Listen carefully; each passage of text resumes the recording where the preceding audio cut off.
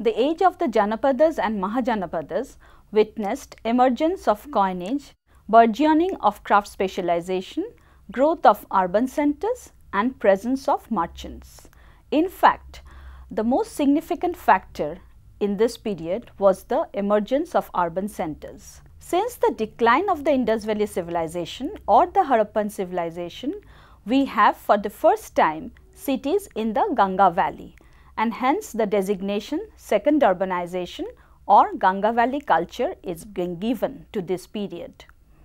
What is significant is that when we study the trading patterns or trading networks of this period, we have to situate this in the context of all these factors.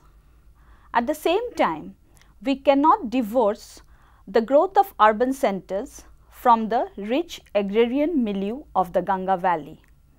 The agrarian surplus of the Ganga Valley helped in the or was conducive to the sustenance of the non-producing or what should I say, the non-food producing culture of the period. So, therefore, people who were living in the urban centers, for example, the craftsmen, the traders, the administrative personage, the religious persons were all dependent for their food supply to the rural hinterlands or the hinterlands in the faraway places. Thus, agrarian surplus is quite related with the growth of urban centers and finally to the trading networks. Now, when we come to the point of studying the trading patterns or trade in early Indian scenario during the period of 6th century BCE, what we see is that the sources are many and varied. We have the Buddhist literature which is written mostly in Pali, then we have the Jain literature written in Prakrit, and of course, we have Ashtadhyayi of Panini written during this time. The Buddhist literature are very important for understanding the trading patterns. This is because of the fact that Buddha was in favor of trade, and therefore, whatever information we have from the Buddhist literature, though they deal in religious references, but they also contain many important information relating to socio-political and economic condition of the period, which we do not find in the huge Vedic corpus generally related to sacrifices and rituals. What we have to keep in mind is that the Buddhist literature, the Pali literature, was not written during the time of Buddha. The master preferred to disseminate his teaching verbally, and when after his parinirvana, the tenets of Buddhism were written down as text. There are several important Buddhist texts which give us some clue in understanding this period, and they are the Vinaya Pitaka, the Anguttara Nikaya, the Majjhima Nikaya, the Sangyukta Nikaya, the Sutta Nipata, and one or two other texts. And what is important is that these texts were written during around, or we can say that it was pre-Mauryan texts. So, they were not very far away from the time of actual happening. Another category of Buddhist texts are the Jatakas, which also contain very many information on the trades, but we have to remember that they are of a later period. However, in some cases historians use the Jatakas also, or particularly the early Jatakas, as a source for the trading networks. The Jaina texts are also important to us. One significant fact is that the Jainas believed in non-slaughter of animal beings, and therefore, we find that in the Jaina literature, trade is given a higher position than agriculture, because while cultivation, it may so happen that some insects were killed. Now, when we look at the Buddhist literature, we find that the status of the traders were quite high. Actually, the Buddha himself calls trade or gives the designation to trade as a ukkatta kamma, that is, it was a very high work, and it is placed in the third category of ukkatta kammas along with agriculture. And Buddha himself said that people who will pursue trade must come from a good pedigree, and the term used is ukkatta kula. Therefore, we find that trade or traders were given more importance in the Pali texts rather than in the Brahmanical literature, particularly in the Vedas. When we have the Varna system, we find that trade was designated to the third category in the Varna division, and that was the Vaishyas, and in spite of their gaining of wealth, they were not given the proper position in the ancient Indian social structure. In fact, we have stories where we find that Buddha sometimes compared agriculture with trade. According to the Buddha, agriculture is an occupation where there is a great deal to do. Agriculture requires constant care and supervision and is full of uncertainties and problems. Many duties, large administration and great problems, which if succeeded in yields great profit. On the other hand, trading involves far fewer notices, far fewer duties, administration and problems, and a successful venture brings in great profit. So, this clearly gives us the point of view of the traders or the point of view of the Buddha in respect to the traders. Now, when we come to the context of traders, we have to realize that we have this generic term vanik for traders, but in the Pali literature and even in other texts, we will find that the traders were not a blanket category. We have different kinds of traders referred to in the Buddhist canonical texts. Among them, the most important was the Sethi. He was the richest merchant and was known as the trader par excellence in the Pali canonical literature.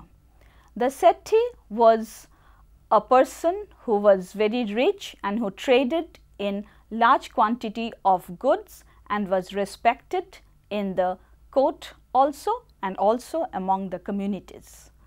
But apart from Sethis, we have reference also to Satavahas or the Satavahas, who were the caravan traders.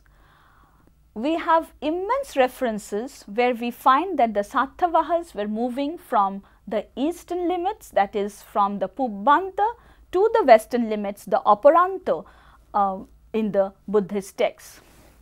We even have the reference in Digha Nikaya of a Satavaha crossing the desert with 1,000 bandwagon, that is Go Shakata.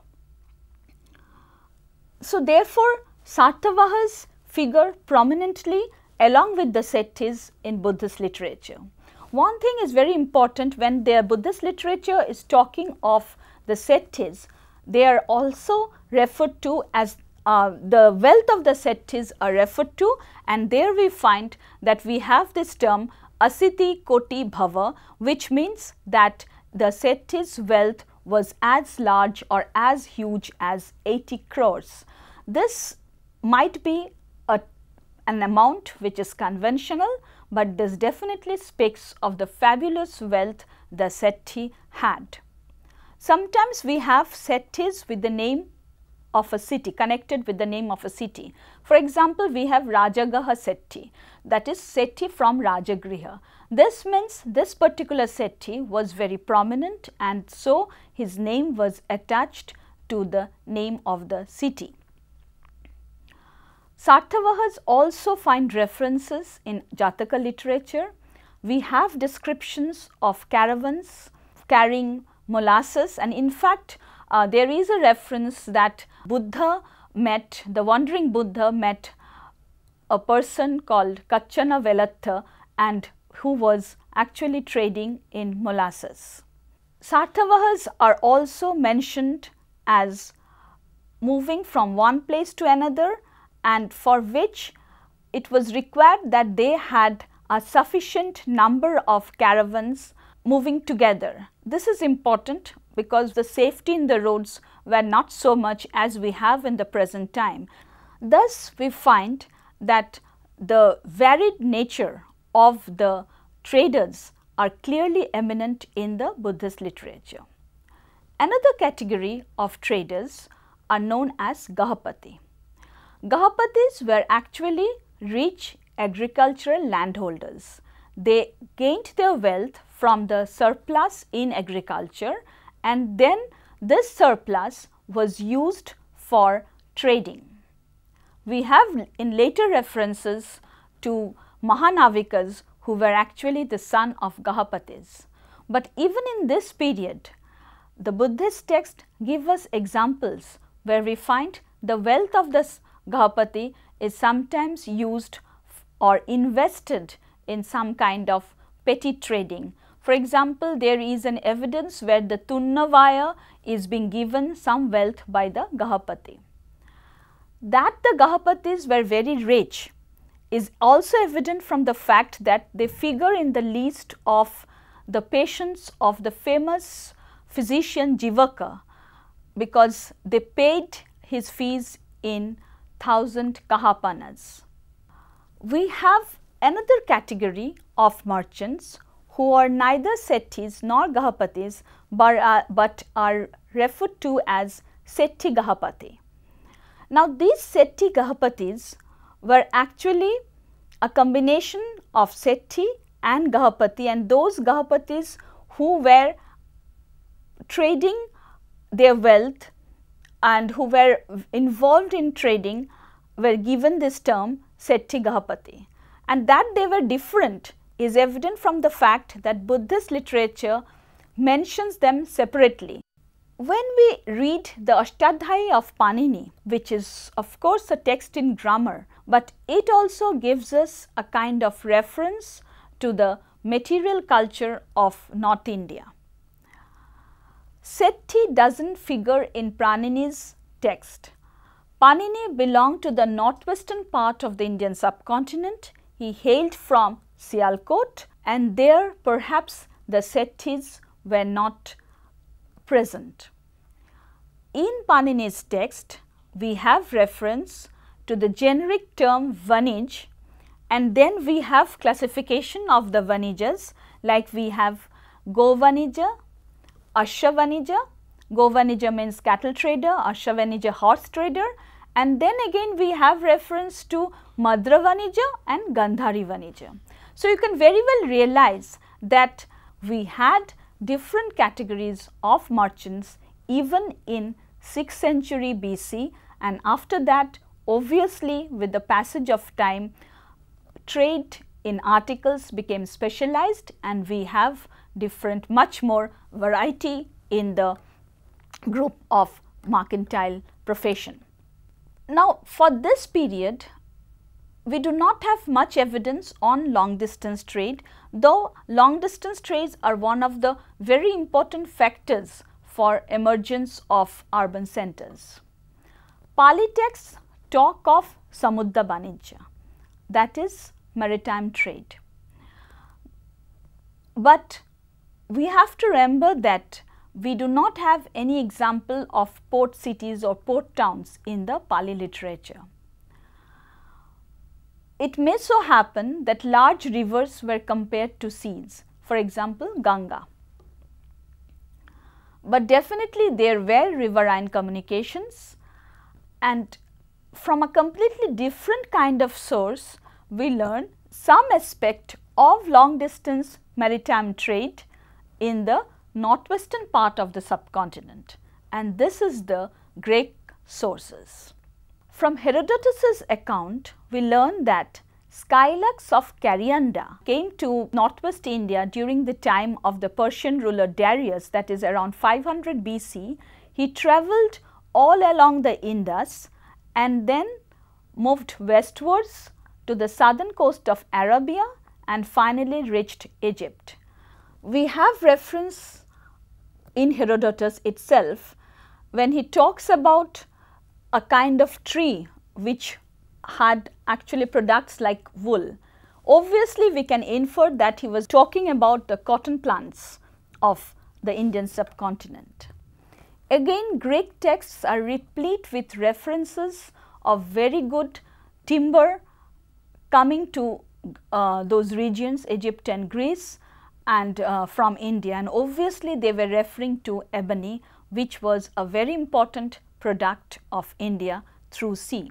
In Theseus's account, we have reference to ivory, and it is said that he saw ivory rings being used by people. So, ivory was also a very important item of trade.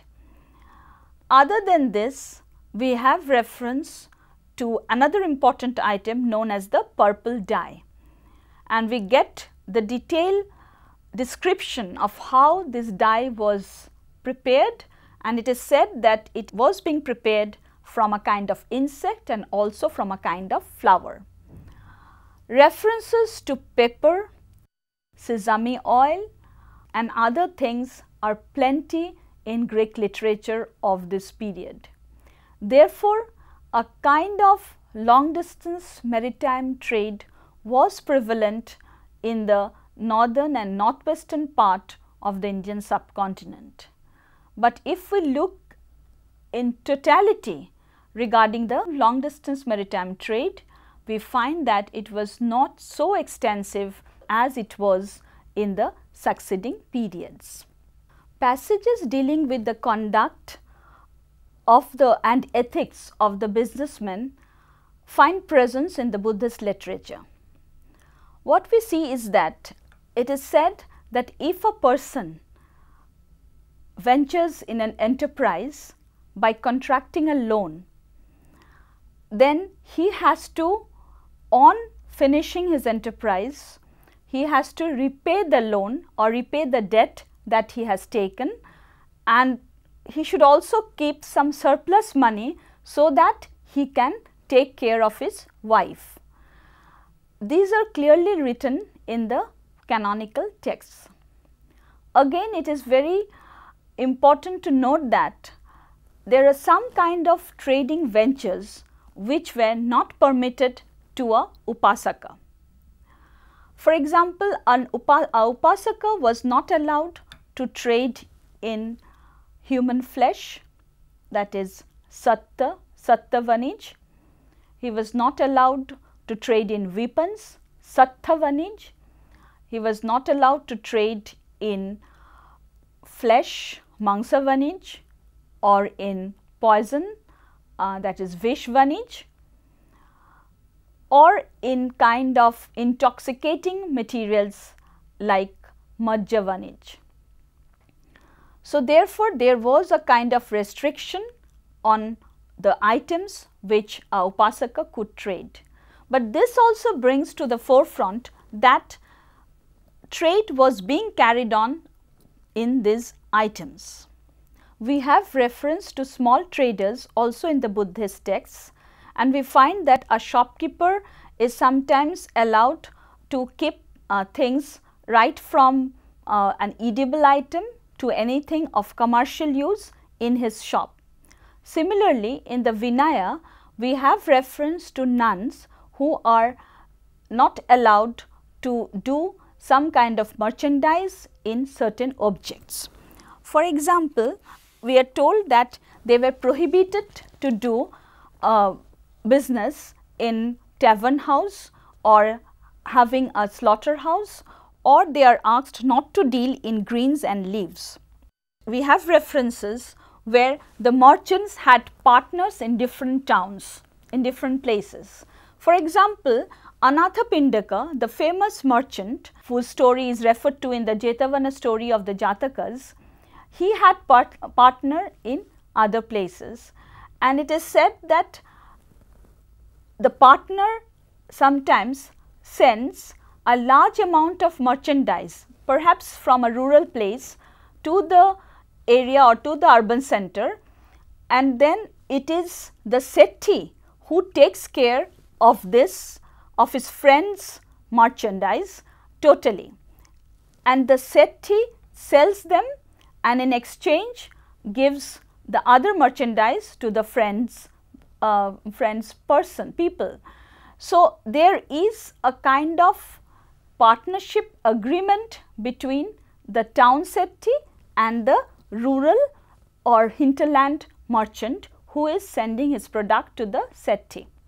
Panini is also aware of this kind of retailings, and he uses the word kraya vikraya, which shows that it was very much in practice. Now, when we are talking of all these sort of commerce networks, exchanges, then obviously we have to think of the traffic, the routes. We have reference to the famous Uttarapatha, which covered areas from the northwest to Bihar or as far as Tamralipta. And we have this famous story of Bavaro, who moved from Paitan, Pratisthana near Godavari to Sravasti. And while he was going, and he ventured on this journey through land, and while he was going, he crossed some regions which were quite important urban centers of the time. For example, Mahishmati, that is present day Mandhata. Then we have reference of his being traversing Tumain, that is Tumbavana is the original term, Tumain, which is in Madhya Pradesh. So, this traversing of the route shows that it was frequented by people, and perhaps it was the merchants who actually created these routes. We have reference to the famous physician Jivaka, who was from Rajagaha, but he went to take his medical training to Taxila, that is Takhashila. So, naturally he went through the Uttarapatha, which was known as the Grand Trunk Road of that period. There are references to Dakshinapatha also, which was in the south of the Vindhyas. But this kind of networks of communication helped in the development of trade. Related to this entire trading concept and the references that we find in literature is the archaeological material that comes forth while studying the history of trade. We have references from archaeological sites of the presence of northern black polished ware, which is known as NBPW. Along with NBPW, we have the painted grey ware or the PGW, which has been found in bulk quantities. We know that one of the major markers of second urbanization was the presence of NBPW, which was found in considerable amount during this period and in important urban centers. And along with NBPW, we have the emergence of coinage. Presence of punchmark coins during this period, and which tallies with the description of the Kahapanas or the Kashapanas that we find in the Buddhist Pali Buddhist texts, gives us a clear idea of the burgeoning trading network. So, and it also gives us this feeling that along with the barter, monetization actually made the trading process much more complex. We have archaeological correlates of the northern trans-regional route, which is the Uttarapatha, and when we look at the correlates, the findings, we find that the archaeological repertoire consists of products which are non-indigenous. That means it has come here by way of trade. Then we have indigenous products like a spindle hole, beads, which are found throughout the north-south or the east-west axis. So, archaeology strongly supports the contention or the description that is being given in the literary sources. Now, apart from this, another very important factor was the variety of items on which trade was being conducted. So, we have the agrarian products, and also we have different non-agrarian products which was a part of the entire trade network. Textile was an important item of trade, and this is reflected when we look at certain important urban centers, and particularly I will take up the case of Kashi, where we have immense references from the Jatakas which talks about the very good quality of the textiles from Varanasi. And in one case, we have evidence where the textile of Mathura and Varanasi are being compared, and obviously the textile production of Kashi comes to the forefront. Shankha Jataka refers to traders from Kashi. Apart from textile, Kashi was also famous for its ivory products. It was famous for sandalwood, and therefore as a burgeoning urban center or trade center, Kashi became very important. Thus, what we find is that from the entire picture of the trading networks, it is evident that there was growth of urbanization, there was a strong change in the material milieu of the period, along with the rise of new religions which promoted trade, and therefore the economic life of the age of the Janapadas witnessed such burgeoning trading networks